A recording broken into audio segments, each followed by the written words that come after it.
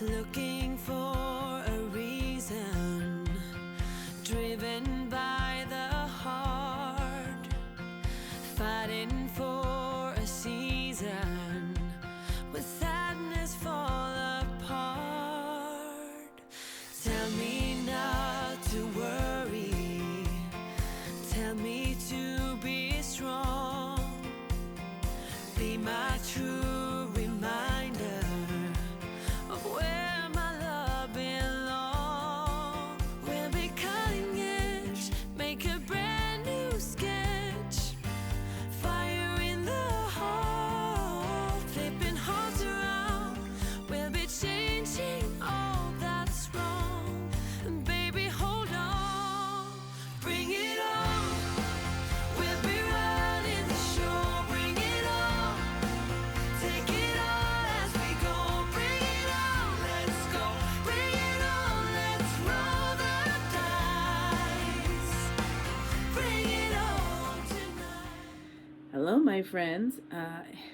Unprecedented, but this is Emily coming to you 2 weeks in a row right now.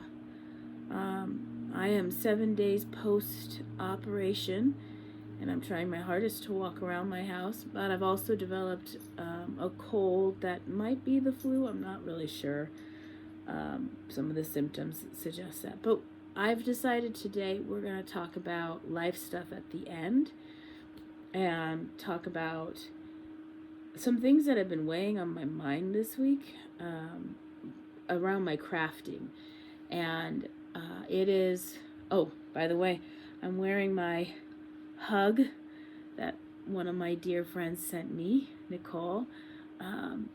So I've been wearing this. I got it in the mail yesterday, and I immediately put it on, and I haven't taken it off. I haven't even washed it yet from the manufacturer, which I always do. But I slept in this. After I took my shower this morning, I put it right back on.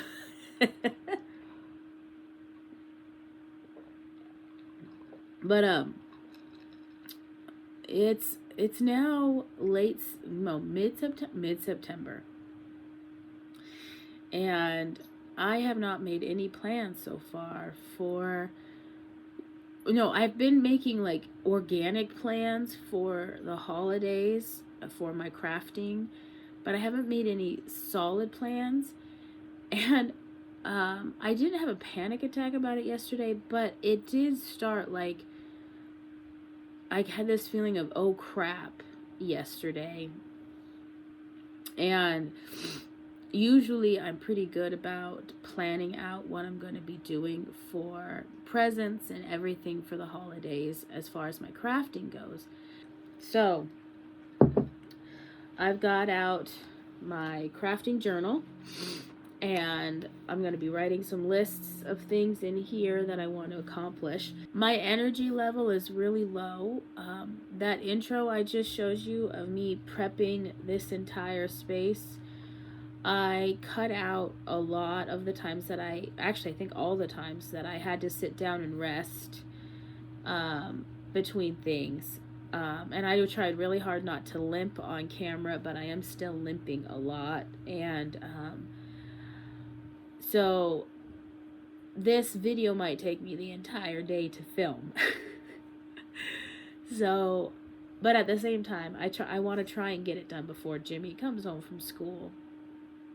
So we'll see how things go, because I don't just want to plan out like what I'm going to make for the holidays. I kind of want to see if I can figure out what's going on in my community during the holidays, make some plans for some family outings, make some plans with maybe make some dinner plans with some friends and different things like that. See what my family wants to do for the holidays, just so that by the time, not by the time this video is done, but my thought process is if I can have things secured up by the time October comes for the rest of this year, as in like pretty good planning, I will feel a lot better about things. So while I am just going to organically start jotting down things that I want to figure out today, immediately. One of them is Jimmy's Halloween costume. I think he's going to go as a Paw Patrol character, but I'm not sure. I want to plan out Xmas craft presents. This year I think I'm sticking to family. I think. My gut says that's the wise choice. Dinner plans. This week was my anniversary.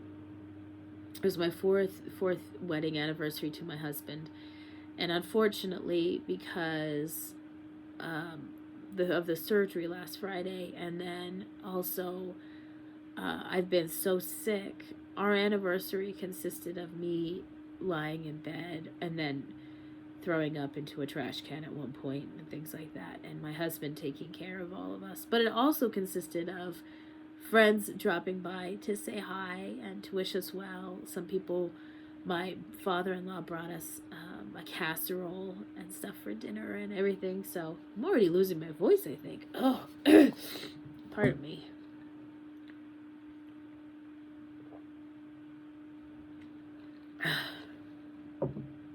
One nice thing that came from the anniversary, my anniversary was, my husband was so thoughtful. I kind of like have an addiction to ice. I love ice. I don't like hot drinks. I can't drink hot drinks. Not even hot cocoa. Like, that just sounds gross to me. And since our refrigerator does not make ice, we're always having to buy bags of ice and things like that. So my husband went and bought me for our anniversary an ice maker, because apparently one of the new traditions around anniversaries is reshaping the traditional gifts that you give your partner. So traditionally, I guess for the 4th anniversary, it would be fruits and flowers. But the new tradition is also an option of an appliance. So my husband got me an ice maker, and I have been loving that thing. Like, been eating a lot of ice. So I've got my nice icy cool drink here with my squad goals. And that's helping. All right, dinner plans. Okay, theater. We got Halloween, Thanksgiving, Xmas, and whatever other holiday you might celebrate. Of course, we've got Hanukkah as well. And I do want to do something for my friends that are Jewish, Jewish this Hanukkah season. So I guess I should write that down. Community events.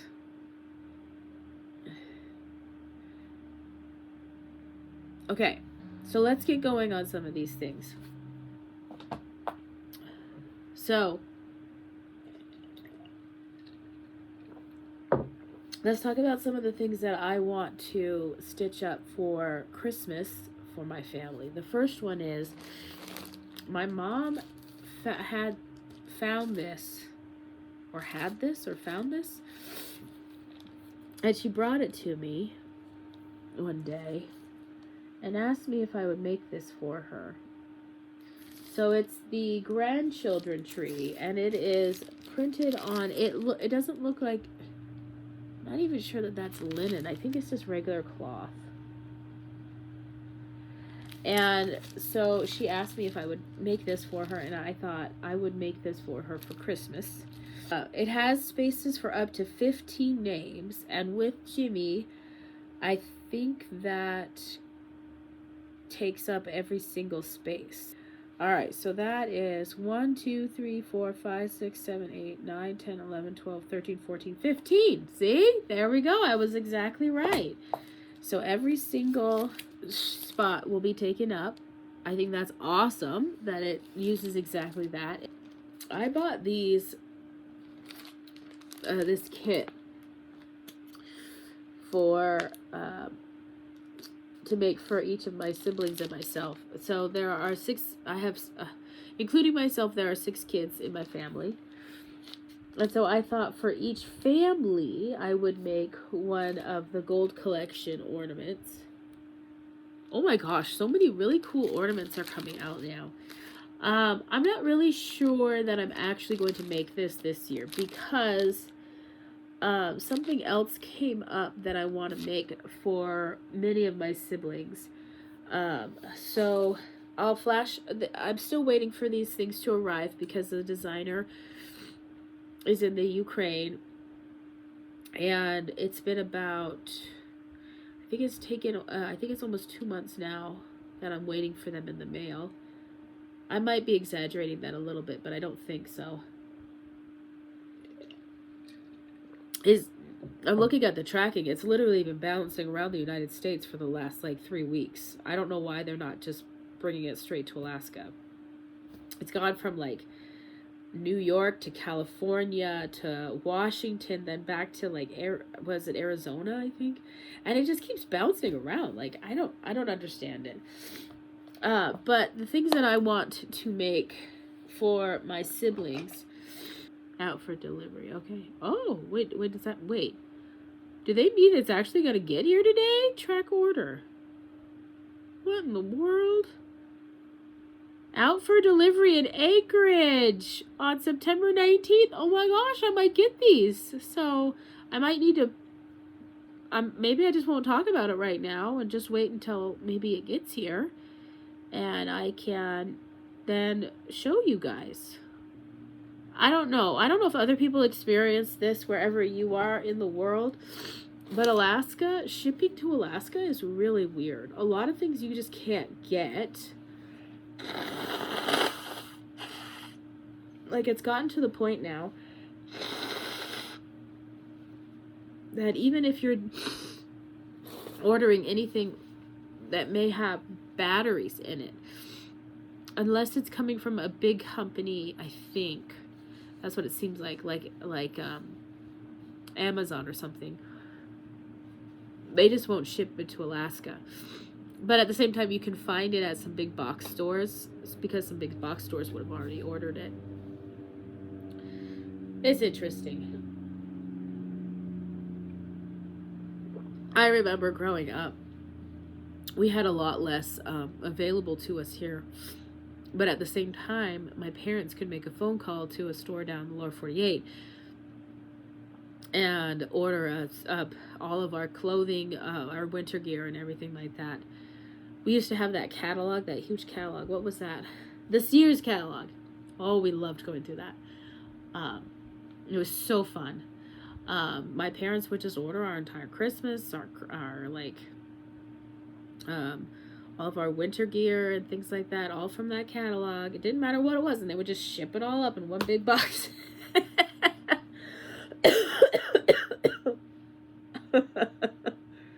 Oh, the memories. Okay, so when that gets here, I will actually break in and create that video. Okay, my friends, so Emily from the future coming to you with my package of the kits that I want to do for my siblings for Christmas. I don't know if I'm being overly ambitious. Oh, how beautifully packaged. Wow.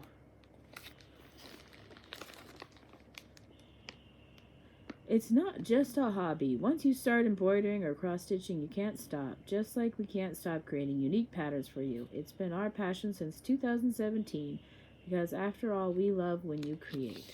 Oh. So this is from Awesome Pattern Studio. It's a big family of creators that gathers craft enthusiasts and professionals. Thousands of finished works decorate the houses of our fans. We invite you to join our artistic community. All right, so this first one here that came right back out of the package is the Rio de Janeiro pattern kit. And I'm going to be stitching this up for my brother, who served a mission in Rio. So when he was 19, So that was, he's in his 50s now, so that was a long time ago. But he still speaks Brazilian, and I want to open this and see. Wow, it is so beautifully packaged. I'm really impressed already, and I haven't even broken into it. Okay, so it comes with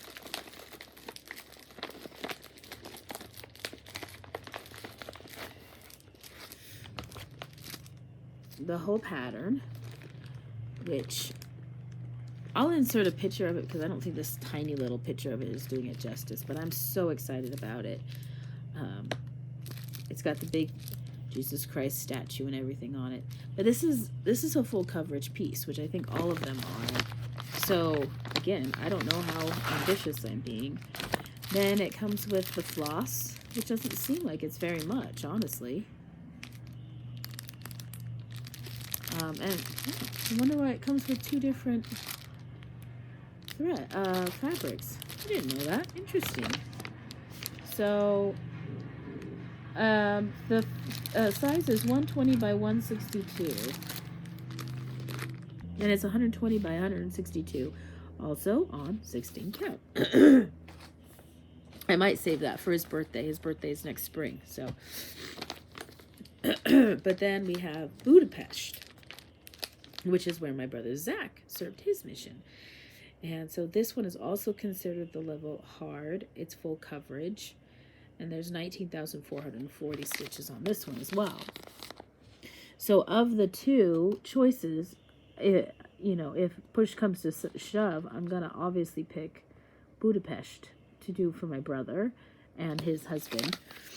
So that not only, because my brother served his mission in Budapest and then won the Fulbright grant and moved back to Budapest, where he studied the Magyars, which you and I would know as the Gypsies.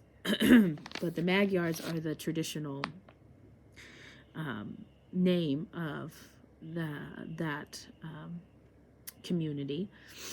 And they have a tradition where they don't write down their songs, they just pass it down verbally. So Zach, my brother, is the first academic to write down their songs and to study their songs academically. And so that's what he's done his doctorate on, in musicology. And that's also where he and my brother-in-law met and fell in love. So it has great meaning on so many levels to Zach and Oleg. So I'm leaning very heavily on this. What I like about all of these is that while they're saying that the complexity is hard, to me this isn't terribly hard, because look how much block stitching is in each of these. And the design is so beautiful. I was so excited by this that I even messaged who I think might be the designer on Etsy and asked if they had ever thought of designing something like this for Alaska, because they've got a lot from all over the world, Canada, the lower 48. They've got a lot of the lower 48, and Europe and everything. I don't think they've got anything for Africa. I know they've got something for Australia, but good company, right? And these were not price prohibitive. So I would take a look on that. I'll link them in the show notes. So that's my big plans. So I got to figure these out. And I think I like that they listed the stitches on here, because one of the things that I'm concerned about is figuring out how many stitches I need to stitch a day in order to meet my goal of having everything done by Christmas. So, all right, back to our regularly scheduled program. Something I want to make for me and my family in my house. I don't know where my glasses are right in front of me. I think I might have shown you this.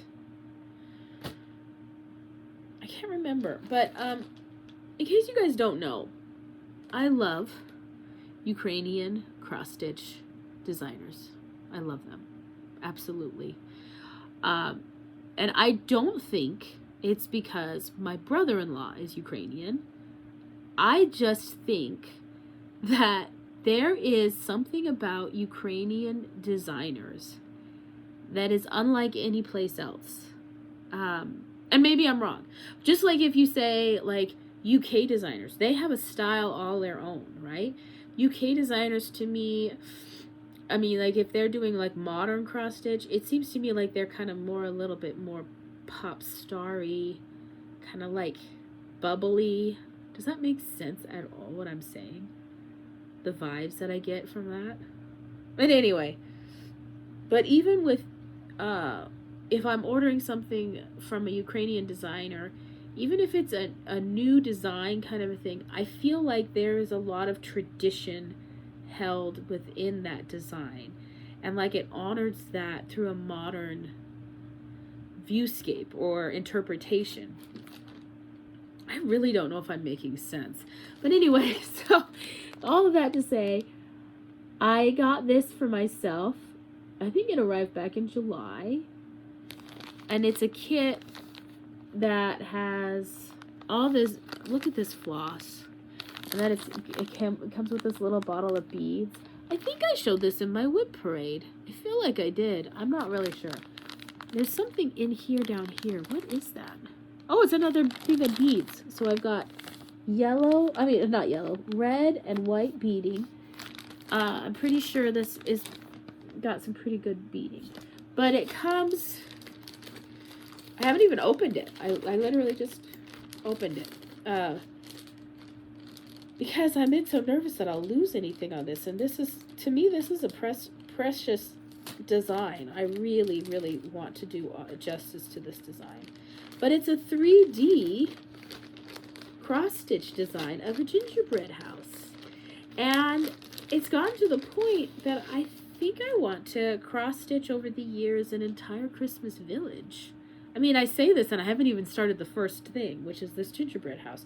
It comes with all this felt, and it feels like polyester felt. It doesn't feel like wool felt, but there's the needles. And then, oh, this is plastic canvas, but this is different from the plastic canvas that I own. This is like butter soft. The plastic canvas, oh, and the edges are not like sharp. Wow, that's cool. So I've got the brown here, which of course gingerbread. And then I think this must be for the roof or something. So it's only one piece. I don't know. And I got this extra piece here. The pattern book itself is huge. I'm not going to take that out. And I'm not going to take all the floss out and everything. But there's just lots in here. I'm so excited. So I want to make this for my house in my family. So that's a plan for this winter. But then, as you know, I also wanted to make all of those designs for my office. So I don't know if I was very clear about this last week when I was talking about this. So as a reminder, I am a mental health therapist. And I am a therapist as well as the practice manager, although my boss, who gave me this change in title, I shake my head because I think it's kind of ridiculous and pompous. Chief practice manager, chief practice officer. I can't remember what she called me, but it was something pompous, and I was just like, I don't know why we're changing it to that. I'm just the practice manager. But we've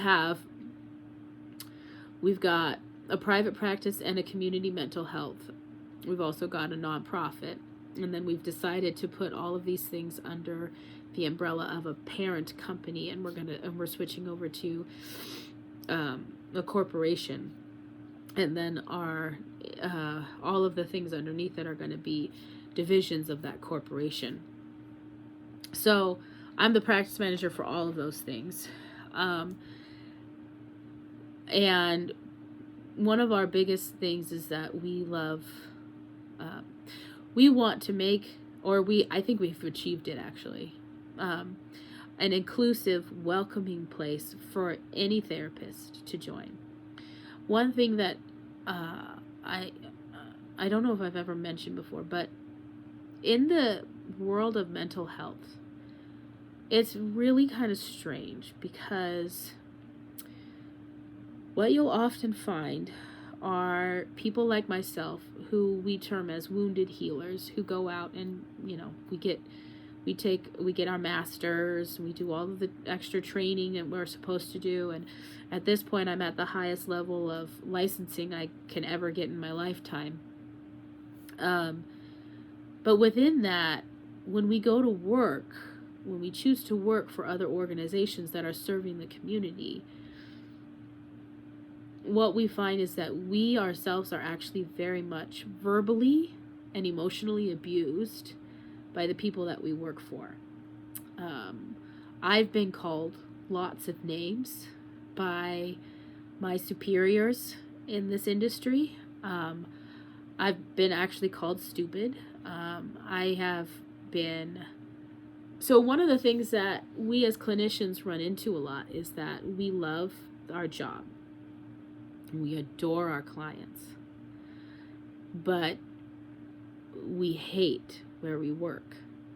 And a lot of, I feel, the burnout that's ever come for me has been trying to emotionally manage the abuse that comes from me towards me from the places that I work, while not having that affect my engagement with my clients.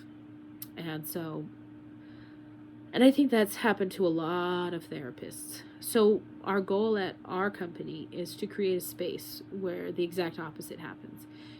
We give you as much autonomy as possible, so you create your own schedule. We offer you the clients. We get so many referrals every single week, self-referrals and referrals from other things. It's just a glutton, and it's sad for me to say that there are so many people reaching out for mental health services. But our therapists never have to take on a case that they don't feel confident or comfortable in.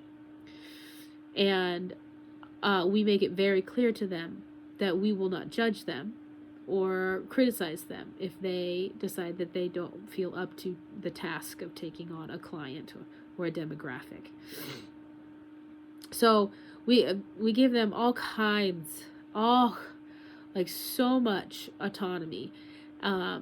And yet we also ask them, in exchange for that, to help support the company by stepping into some other roles. Like, I've got a marketing committee that helps me with our marketing.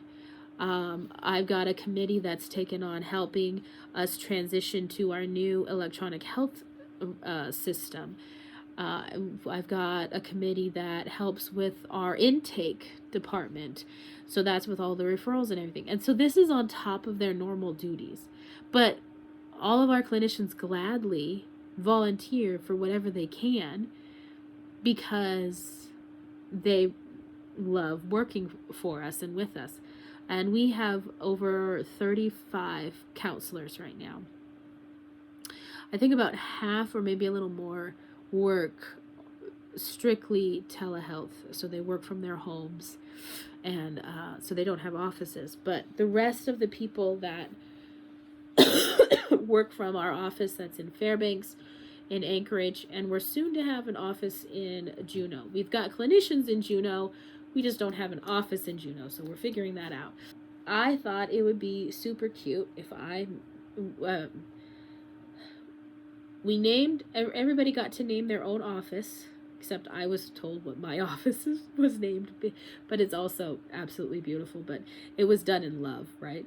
And then, so I decided that I wanted to make a motif based off of those themes for each of the offices.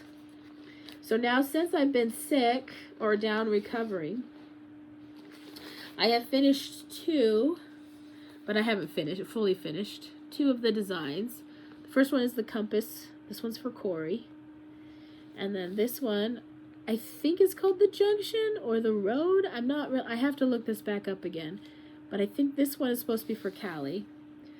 I don't think there's enough room down here for another design. Maybe the castle, the citadel for Scott, but I'm not positive. And then I started to stitch last night on another piece of white Aida for the Bob Ross, not Bob Ross. Yeah, is it Bob Ross? Yeah, Bob Ross silhouette that's monochromatic for Liz, but I didn't like it. I didn't like how it was going to look. So I pulled out all of my array of 14 count Aida of different colors, and I just laid the DMC over the top of each, and I chose, I think this pink is going to work out well for that. So I've started on his hair, as you can see, and I think, and it's a 4-page large pattern, but this pattern isn't going to be very big when it's done. It's just that there's so much confetti in this pattern. So the designer did a very smart thing and made it into 4 pages so you could have as much detail as possible. Anyway, so I worked on that. That's pretty much all I've done. But that's in my plans. Like, I want to get that done. My preference would be to have it done by Halloween for all of the doors. So I think that's 15 mini projects to do by October 5th, by the end of October, which I'm okay with, I think. As for knitting, I still need to pick a sweater pattern for my son, but he needs a new hat, and I want to make him and his dad a new hat. I'm kind of leaning towards this one for my husband. And this is by Dancing Skies Fiber Arts. They're a local hand dye company here in Alaska.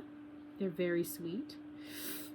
And this, I don't think this has a colorway name. Okay. And then this is another local yarn company called MOHO. Oh, yeah, I forgot. Yeah, she's called Moho Yarn Company. And this is this base is called Frontier DK weight, and this colorway is called Mollusk. And then I got this other colorway from her that's called Turkey Tail. And I was thinking for this one, like, I could make a Fair Isle hat for Jimmy and me, and then just a regular hat for my husband, although my husband absolutely loves it when I do Fair Isle things for him. So I don't know. Maybe I have to change around what I'm thinking. I have a bunch of things out that I know I want to work on with soon in this basket. And I don't know. I don't have patterns to go with them. So I just got to figure this out. But at the same time, I also need to find a pattern for Jimmy for his Christmas sweater. So I started looking on that the other day, and then something distracted me. I can't remember what it was. So I think what I'm going to do now is just try to start organizing myself in my book of days. I think I'm going to make my future plans in here, put all the holidays and everybody's birthdays and everything in here, and see if that helps me organize how I'm going to accomplish. Because the next step that I want to do after I have everything lined out is I want to write down, like, you know how these other stitchers, they go through and they say, okay, I need to do 500 stitches on this project this month, or I need to do 10,000 stitches on this project this month. I want to do something similar. So one of the things that I need to do is I need to figure out, for instance, how many stitches are in this, and how many stitches are in each one of the mini projects for the doors. I know the Bob Ross one, I just put it into Markup XP last night. I know the Bob Ross one has a total of 3,050 stitches, and I've done 72 of those since last night. And then I also know, let's go to my done area, done. The compass info had 814 stitches. Then the road had 1,225 stitches. So in 1 week, 1,225. So I've done 2,039, that's not counting the Bob Ross one, stitches this week. And that's been a slow week for me. That's been pretty good. So if I can get 2,000 stitches a week, I want to see if 2,000 is enough to get all of the projects done that I want to by Christmas. I don't think it will be. But I'm just going to work on it and see. So I'll take you along while I'm calculating things out. I'll speed things up and everything.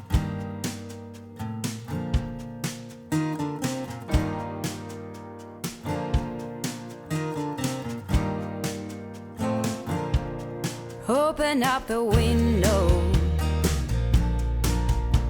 I'm breathing in the last of September. I can feel the wind blow, and the late summer sky is like a giant ember. Everything is turning into gold. When the autumn leaves are playing chase, it puts a smile up on my face.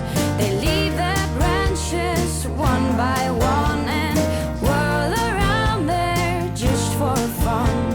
Some are faster, some are slow, and some are high and some are low, dancing through the last days of September.